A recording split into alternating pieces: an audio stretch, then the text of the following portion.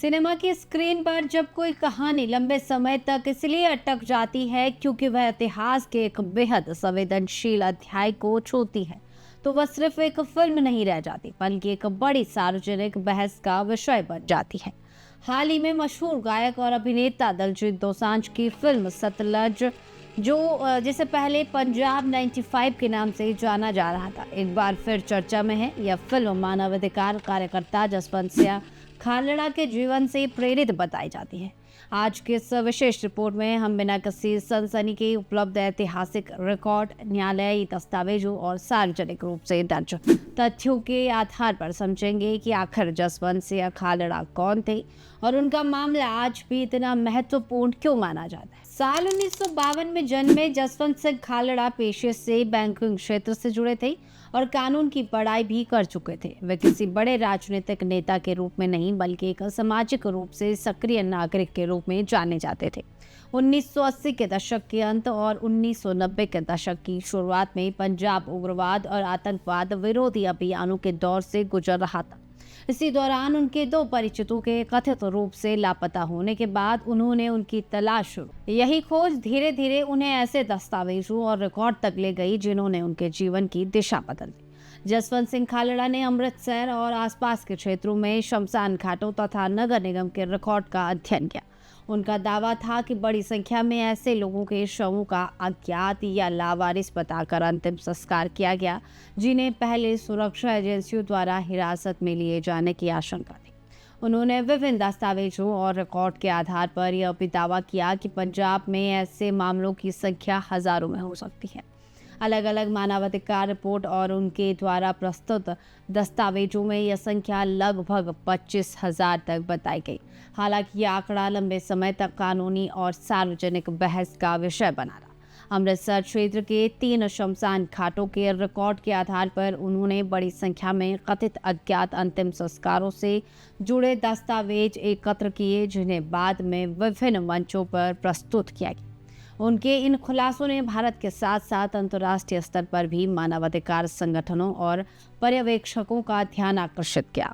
वर्ष 1995 में उन्होंने कनाडा और यूनाइटेड किंगडम का दौरा किया, जहां विभिन्न मंचों पर उन्होंने पंजाब में कथित मानवाधिकार उल्लंघनों से जुड़े अपने निष्कर्ष प्रस्तुत किए।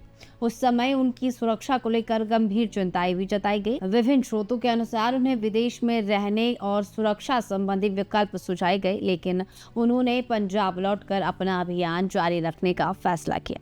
6 सितंबर 1995 को अमृतसर स्थित उनके आवास के बाहर से उनका कथित रूप से अपहरण कर लिया गया।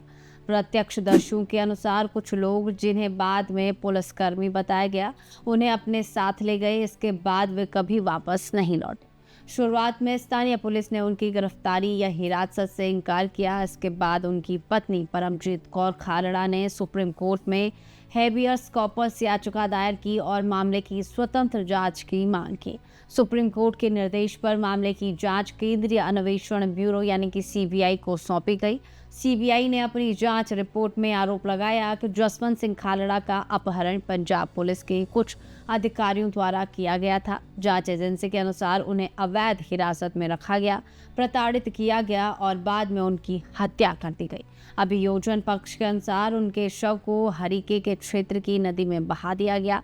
इस मामले में लंबी न्यायिक प्रक्रिया चली और वर्ष 2005 में पंजाब पुलिस के कई अधिकारियों को अपहरण और हत्या के मामले में दोषी ठहराते हुए उम्र कैद की सजा सुनाई गई।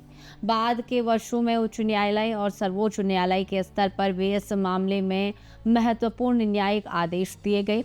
आज जसवंत सिंह खालड़ा का नाम भारत में मानवाधिकार और न्याय की लड़ाई के महत्वपूर्ण प्रतीकों में गिना जाता है। उनकी कहानी पर आधारित मानी जा रही फिल्म सतलज लंबे समय तक केंद्रीय फिल्म प्रमाणन बोर्ड CBFC के साथ प्रमाणन और संशोधनों को लेकर विवादों में रही, जिसके कारण इसकी रिलीज भी लगातार चर्चा का विषय बनी रही। हालांकि फिल्म एक रचनात्मक प्रस्तुति है, लेकिन इसने एक बार फिर पंजाब के उस दौर और जसवंत सिंह खालड़ा के मामले पर सार्वजनिक बहस को जीवित कर दिया है। निष्कर्ष यही है कि जसवंत सिंह खालड़ा का मामला केवल एक व्यक्ति की कहानी नहीं, बल्कि न्याय, जवाबदेही और मानवाधिकारों से जुड़ा एक महत्वपूर्ण अध्याय है। इस विषय पर अलग अलग पक्ष और दृष्टिकोण मौजूद हैं, लेकिन यह निर्विवाद है कि इस मामले ने भारतीय न्याय व्यवस्था, मानवाधिकार विमर्श और लोकतांत्रिक जवाबदेही पर गहरा प्रभाव डाला। यही कारण है कि 3 दशक बाद भी जसवंत सिंह खालड़ा का नाम इतिहास, कानून और मानवाधिकार की चर्चाओं में समान महत्व के साथ लिया जाता है।